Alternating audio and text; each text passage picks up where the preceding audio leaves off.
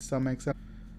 First of all, if you watch my previous video, I was explaining the definition of linear and nonlinear system and also solved one problem. From that problem, we saw that whenever we have a y of t and that is equal to a function that is x of sine t, something like any function that is time scaled,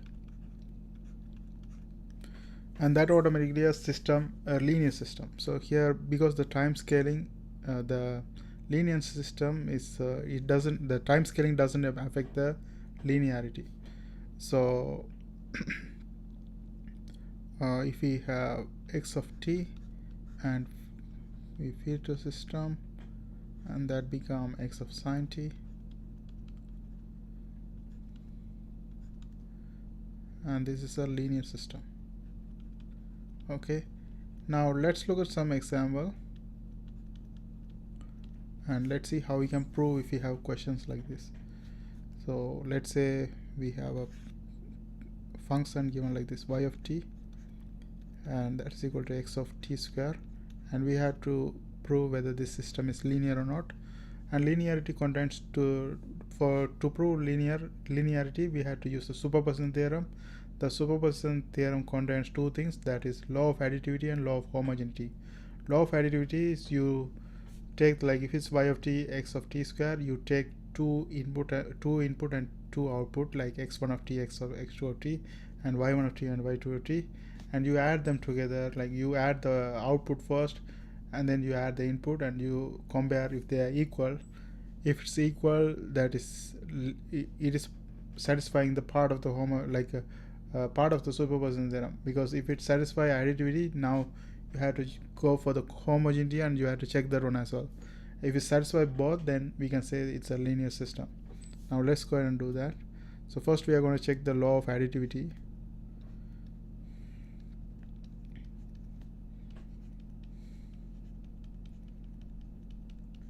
For law of additivity, as I mentioned, we take the two inputs. So first, if I take x1 of t and feed it to the system has an equation of y1 of t. It's going to have equation of y1 of t, and the x of t square is going to be x1 of t square. Okay, same thing happen if we feed x2 of t. The system will have a equation y2 of t, which is equal to x2 of t square. So this is the equation we're going to have. Now what we do is we take the two outputs and add them together. So here we have output y1 of t and y2 of t, y1 of t and plus y2 of t, we add them together, and that will automatically add these two, x1 of t square and x2 of t square. Okay, now what we do is we take the inputs and add them together first. So the next step is, I continue in the next page. The next step is I take the x1 of t, that's one of my input, and x2 of t, another input, we add them together and then feed it to the system. Okay, and what does the system do? To see what of the system do, system look at whatever in the time and square the time. So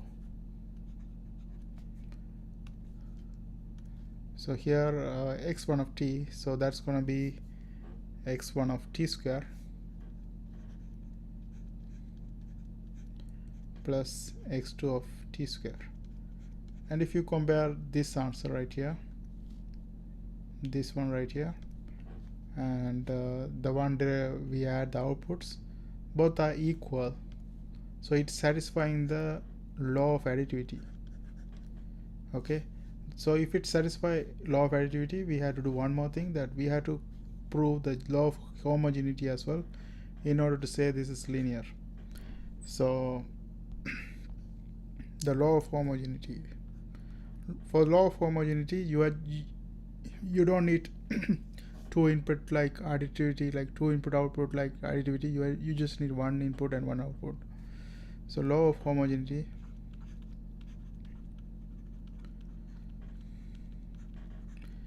So what we do is here first we take the output and multiply, like we multiply with a constant k, and that will give us k y of t. And we do the same thing for the input. We take the input and we multiply this one by k, so that's going to give us kx of t, and then we feed it to the system. And the system, what does the system do? The system okay, so here I had to do one thing. So y of t is a function that is equal to x of t square. So if we multiply that one by k, so that's going to be kx of t square. And this system, what it does is it just square the time whatever in the input. So if we feed this one to the system, it doesn't do anything for the k, it just square the time inside the input, so which is kx t square. Okay, so both of them are equal here as well, so we can say it is also satisfying law of homogeneity. So if we satisfy both, then we can say this is a linear system. Okay, now let's look at another example.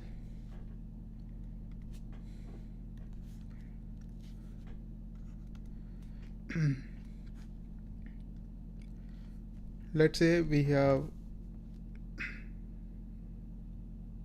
so from this one, like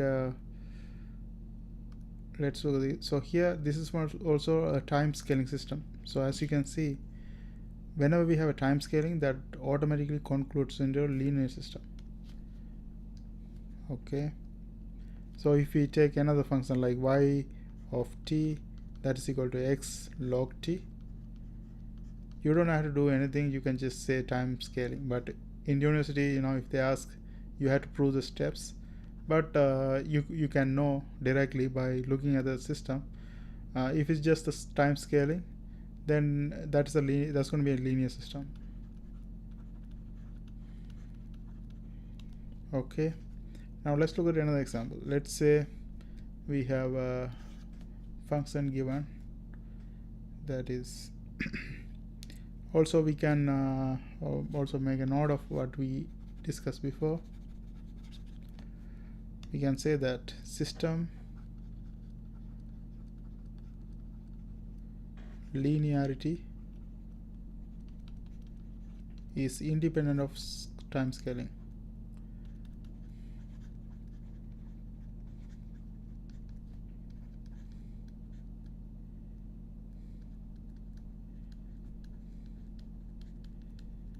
Okay, let's look at the next one.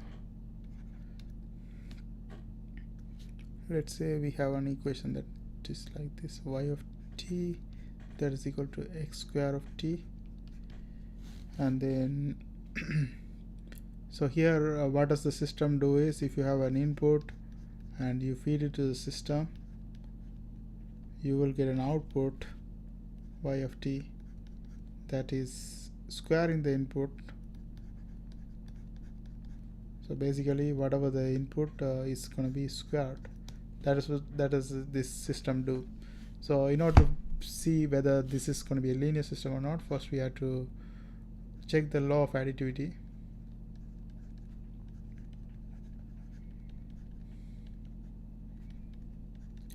Law of additivity, what we do is we take two input and two output and add them together. Okay, so here if I say y1 of t, then I'm gonna have, instead of x square of t, I'm gonna have x1 square of t. Okay, if I take y2 of t, then I'm gonna have x2 square of t. Then we just directly add them, y1 of t plus y2 of t, and that's gonna be equal to x1 square of t plus x2 square of t. In the next step, what we do is we take the input, that is x1 of t, and we add them first and then feed it to the system. So let's look at that. So if I add x1 of t plus x2 of t and then feed it to the system, what does the system do is, let's say this is y prime of t, whatever the output is going to be. So what does the system do is, the system, as we look here, actually here, the system just squares the input. So here if we have y of t and if we have any input right here, that system squares it.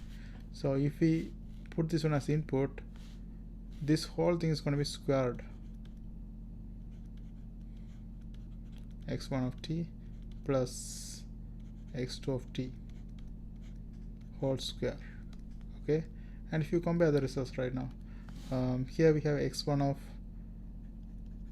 square of t plus x2 square of t, and here we have x1 of t plus x2 of t whole square, and these two are not equal. x1 square of t plus x2 square of t and x1 of t plus x2 to t square whole square, that's not equal.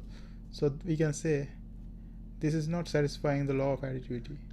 So if it's not satisfying the law of additivity, you don't have to check anything else. You can directly say this is non-linear. Okay, you don't have to follow the order of doing the law of additivity first, law of homogeneity second. You can do the other things. You can do the law of homogeneity first and law of additivity first as well, second as well. You have to just see if one of them is not satisfied. Like if one of them is not satisfied, it is non-linear. If one of them is not satisfied, you don't have to check the other one. That's the thing. Okay, and that's it for this video. I hope you guys found this video helpful. Thanks for watching. Don't forget to subscribe my channel.